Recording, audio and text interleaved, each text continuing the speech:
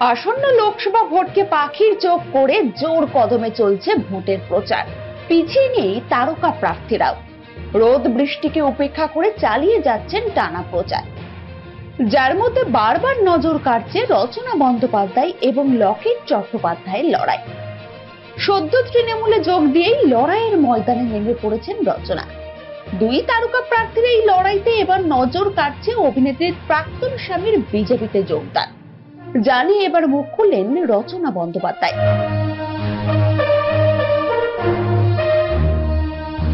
এখন রচনা বন্দ্যোপাধ্যায়ের প্রাক্তন স্বামী ওড়িয়া সিনেমার এক সময়ের সুপারস্টার সিদ্ধান্ত মহাপাত্র বিজেডি ছেড়ে বিজেপিতে যোগ দিয়েছেন। এই খবর শুনে রচনা সংবাদ মাধ্যমকে জানিয়েছেন, আমার অনেক শুভেচ্ছা তাকে। অভিনেত্রী নিজেই বিজেপির বিরুদ্ধে লড়াইয়ে নেমেছেন, আর তার প্রাক্তন স্বামী সেই বিজেপিতেই যোগ দেওয়ায় রচনা আরো বলে, আমি দিদির সঙ্গে আছি, দিদির পাশে আছি।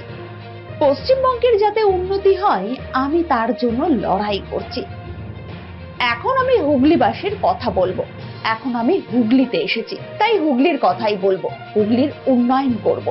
তারপরে কে কোথায় যাচ্ছে, কে কোথায় যোগদান করছে, কে কি বলে বেড়াচ্ছে, এত ভাববার আর বলার সময় আমার নেই। অপরদিকে লকেট বলেন, সবাই বিজেপির হাত ধরেছে। নরেন্দ্র মোদীর নেতৃত্বে ভারত এগিয়ে চলেছে। উড়িষ্যায় উনি একজন খুব বড় সেলিব্রিটি। আমরা একসঙ্গে যখন কাজ করেছি উনি দারুণ কাজ করতেন। উনিও বুঝতে পেরেছেন দুর্নীতি মুক্ত দেশ গড়তে গেলে নরেন্দ্র মোদীর হাত ধরতে হবে, কিন্তু ইনি বুঝতে পারেননি। ভুল করে চলে এসেছেন দিদি নাম্বার 1 থেকে।